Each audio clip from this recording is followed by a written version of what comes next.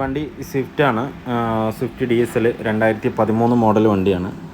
ഇതിൽ കംപ്ലൈൻ്റ് എന്ന് പറഞ്ഞു കഴിഞ്ഞാൽ നമുക്ക് ചെയ്യാനുള്ളത് EGR-ഉം മാനിഫോൾഡും ടർബോ ഇൻ്റർകൂളറും ക്ലീൻ ചെയ്യലാണ്. ഇതെന്താ വെച്ചാൽ പുള്ളിങ് കുറവാണ് വണ്ടിക്ക്, അധികം അങ്ങ് വണ്ടി മൂവ് ആകുന്നില്ല. എന്താ വെച്ച് കഴിഞ്ഞാൽ മാനിഫോൾഡ് ഫുള്ളായിട്ട് ബ്ലോക്കായ ഒരു ഫീലാണ് കിട്ടുന്നത്.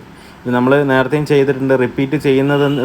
റിപ്പീറ്റായിട്ട് നമ്മൾ ഈ വീഡിയോ ഓരോരോന്ന് അപ്ലോഡ് ചെയ്യുന്നത് എന്താണെന്ന് വെച്ച് കഴിഞ്ഞാൽ ഓരോ വണ്ടിക്കും ഓരോരോ കംപ്ലൈൻറ്റാണ് കാണിക്കുന്നത് പുള്ളിങ്ങിൻ്റെ. അപ്പോൾ എന്തായാലും ഇതിൻ്റെ കംപ്ലൈൻറ്റ് എന്താണെന്നുള്ളത് നോക്കാം. ഇതാണ് നമ്മളിപ്പോൾ ടർബോ ഇൻ്റർകൂളർ അഴിച്ചതാണ്. ഇൻ്റർകൂളറിൽ നിന്ന് വരുന്ന ഓയിലാണ്, ഇത്രയും ഓയിലാണ് അതിനകത്ത് കിടക്കുന്നത്. കണ്ടോ, ഓയിൽ എന്തായാലും ചെറുതായിട്ട് ഉണ്ടാവും, പക്ഷേങ്കിൽ ഏകദേശം ഒരു 1/2 ലിറ്ററോളം ഉണ്ട്. അത് മാത്രമല്ല ഇപ്പോഴും ഒഴുകിക്കൊണ്ടിരിക്കുക. കണ്ടോ,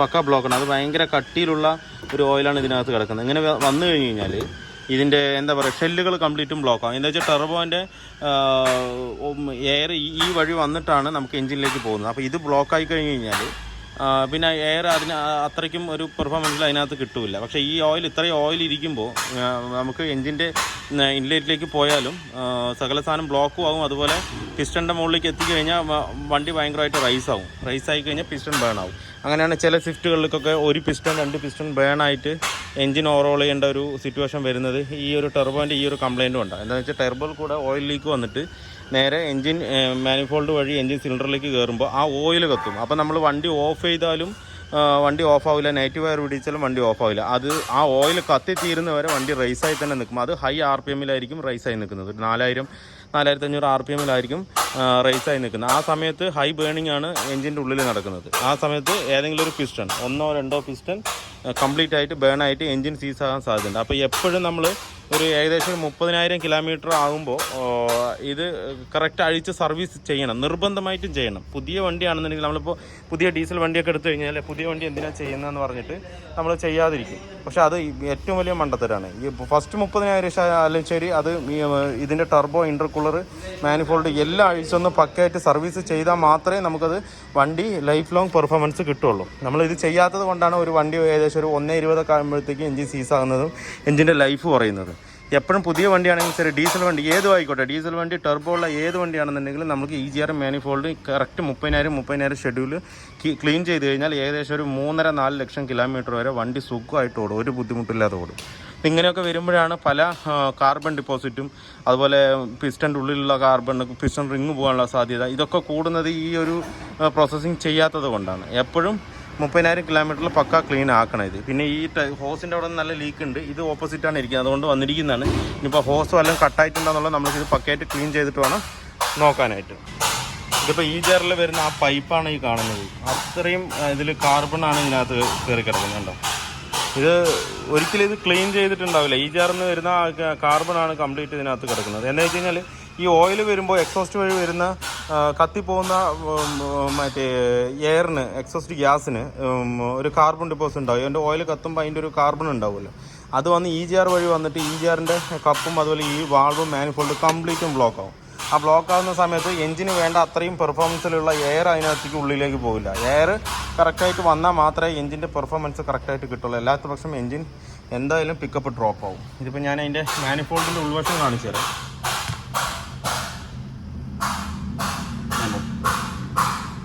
ഇത്രയും ബ്ലോക്കാണ് അതിനകത്ത്. എന്ന് വെച്ചാൽ ഒരു ചെറിയൊരു ഗ്യാപ്പ് മാത്രമേ ഉള്ളൂ എയർ പോകാനായിട്ട്. ഗ്യാപ്പ് തന്നെ ഉണ്ടോ എന്ന് തന്നെയാണ് സംശയമാണത്. അത്രയും ബ്ലോക്കായി നിൽക്കുക. ഇതുവഴി എങ്ങനെ ടർബോൻ്റെ എയർ ഉള്ളിലേക്ക് കയറിപ്പോകാൻ ബുദ്ധിമുട്ടായിരിക്കും ഇതിനകത്ത്. അങ്ങനെ വരുമ്പോഴാണ് ആ പുള്ളിങ് പക്കയായിട്ട് ഡ്രോപ്പ് ആകുന്നത്. അപ്പോൾ എന്തായാലും നമുക്ക് ഇതിൻ്റെ മാനിഫോൾഡ് കംപ്ലീറ്റ് അഴിച്ചിട്ട് ഞാനൊരു ഇതും കൂടെ കാണിച്ചു തരാം, അത് എത്രത്തോളം ബ്ലോക്ക് ആയിട്ടുണ്ടെന്നുള്ളത്. എന്നാലും നമുക്കിതിൻ്റെ മാനിഫോൾഡ് അഴിക്കാം. മാനിഫോൾഡ് അഴിക്കുന്നതിന് മുന്നേ നമുക്ക് അതിൻ്റെ EGR അഴിക്കേണ്ടതായിട്ടുണ്ട്. EGR അഴിക്കാനായിട്ട് ബാക്കിൽ 2 ബോൾട്ടുള്ള അഴിച്ച് പൈപ്പിൻ്റെ 2 പൈപ്പ് ലൈൻ ഉണ്ട്. ആ പൈപ്പ് ലൈൻ അഴിച്ച് കഴിഞ്ഞാൽ EGR പുറത്ത് വരും. EGR അഴിച്ചതിന് ശേഷം നമുക്ക് മാനിഫോൾഡും കൂടെ അഴിച്ച് പുറത്തെടുത്തത് ഞാൻ വ്യക്തമായിട്ട് ഞാൻ കാണിച്ചു തരാം.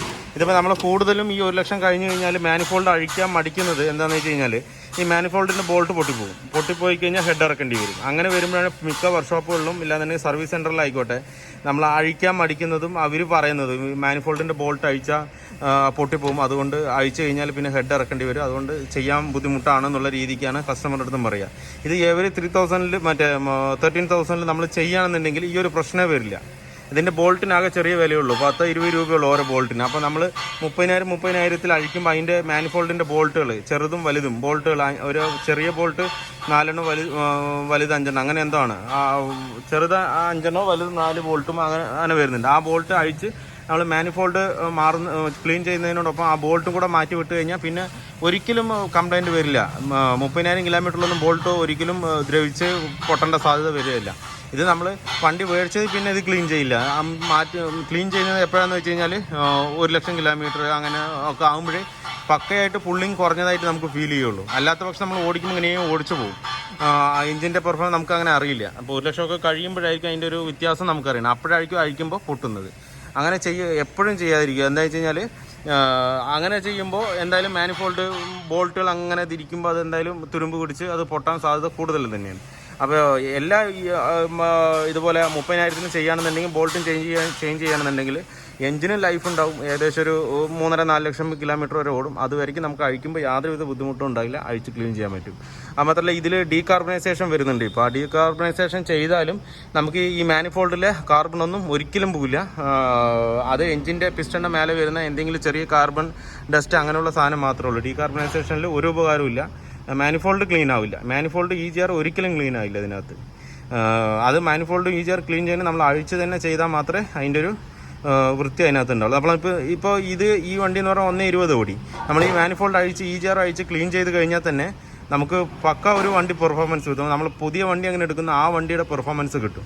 അപ്പോൾ നമ്മളെല്ലാം ഒരു 30,000 ചെയ്യുമ്പോൾ നമുക്ക് ആ ഒരു വണ്ടിയുടെ ഒരു ഫ്രഷ്നെസ് എപ്പോഴും നമുക്ക് കീപ്പ് ചെയ്യാൻ പറ്റും. അപ്പോൾ അത് ശ്രദ്ധിക്കാം. 30,000 തന്നെ EGR മാനിഫോൾഡ് എന്തായാലും ക്ലീൻ ചെയ്യാൻ നോക്കാം. നമുക്ക് എന്തായാലും ഇതിൻ്റെ മാനിഫോൾഡ് അഴിച്ചെടുക്കാം.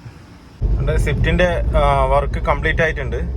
നമ്മളിതിൽ ചെയ്തത് EGRും മാനിഫോൾഡും ഇൻ്റർകൂളറും ആണ് ചെയ്തത്. ഇപ്പോൾ ആ ടർബോൻ്റെ എയർ കറക്റ്റ് എൻജിനിലേക്ക് കറക്റ്റ് വരുന്നത് കൊണ്ട് നല്ല പുള്ളിങ്, മാരക പുള്ളിങ് ഉണ്ട് ഇപ്പം പക്കയായിട്ട്. നമ്മളിപ്പോൾ ആക്സിലറേഷൻ പയ്യെ കൊടുക്കുമ്പോഴത്തേക്കും കണ്ടില്ലേ, ഇപ്പോൾ 80-100 എത്താനായി കിലോമീറ്റർ സ്പീഡ്. 2000 RPM തന്നെ 100 കിലോമീറ്റർ എത്താനായി. അപ്പോൾ അത്രയും പെർഫോമൻസ് ഉണ്ട്. നേരത്തെ എന്ന് പറഞ്ഞു കഴിഞ്ഞാൽ ഏകദേശം ഒരു 80, എത്ര ആക്സിലറേഷൻ ചവിട്ടിയാലും 80 കിലോമീറ്റർ സ്പീഡാണ്. അതിൻ്റെ മേലെ വണ്ടി നീങ്ങില്ല. ഇതിപ്പോൾ നമ്മൾ ഹാഫ് പോർഷനും വേണ്ട, ഒരു തൊട്ട് കൊടുക്കുമ്പോഴത്തേക്കും ആ ടർബോയിൽ നിന്നും വരുന്ന എയർ കംപ്ലീറ്റും മാനിഫോൾഡിലേക്ക് കറക്റ്റ് പക്ക കയറുന്നുണ്ട്. അതുകൊണ്ടാണ് ഇത്രയും പുള്ളിങ് കിട്ടുക. നേരത്തെ എന്ന് പറഞ്ഞാൽ ആ മാനിഫോൾഡ് കംപ്ലീറ്റ് EGR വഴി വന്ന കാർബൺ മൊത്തം ആ മാനിഫോൾഡിൽ നമ്മുടെ ടർബോൻ്റെ വരുന്ന എയറിൻ്റെ ആ ഭാഗം മൊത്തം ക്ലോസ് ചെയ്തിരിക്കുകയാണ്. അതുകൊണ്ട് ടർബോ എത്രത്തോളം നമ്മൾ എയർ തള്ളിക്കൊടുത്താലും ഇൻലെറ്റിലേക്ക് എയർ കയറുന്നില്ല. എന്താ വെച്ച് കഴിഞ്ഞാൽ അവിടെ ഫുള്ള് ബ്ലോക്കാണ്. അതുകൊണ്ടാണ് അത്രയും നമുക്ക് പുള്ളിങ് കിട്ടാത്തത്. എന്തായാലും ഈ ഡീസൽ വണ്ടിക്കൊക്കെ കറക്റ്റ് എയർ സർക്കുലേഷൻ കറക്റ്റ് വന്നാൽ തന്നെ, ടർബോന്റെ കറക്റ്റ് എയർ വന്നാൽ തന്നെ ആ വണ്ടിയുടെ യഥാർത്ഥ പെർഫോമൻസ് അതിനകത്ത് കിട്ടുള്ളൂ. അതുകൊണ്ടാണ് നേരത്തെ ആ പ്രശ്നം ഉണ്ടായത്. നമ്മൾ ആ മാനിഫോൾഡിന്റെ ആ ഭാഗം മൊത്തം ക്ലീൻ ചെയ്തപ്പം ആ കറക്റ്റ് ടർബോന്റെ വരുന്ന ആ എയർ കറക്റ്റായിട്ട് ഇതിനകത്ത് കറക്റ്റ് മാനിഫോൾഡിനകത്ത് കിട്ടുന്നുണ്ട്.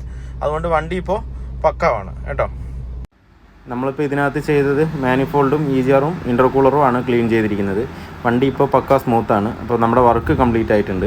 അപ്പോൾ വീഡിയോ എല്ലാവർക്കും ഇഷ്ടമായാൽ ലൈക്ക് ചെയ്യുക, ഷെയർ ചെയ്യുക, അതുപോലെ തന്നെ സബ്സ്ക്രൈബ് ചെയ്യാതെയാണ് കാണുന്നുണ്ടെങ്കിൽ ഒന്ന് സബ്സ്ക്രൈബ് ചെയ്ത് സപ്പോർട്ട് ചെയ്യുക.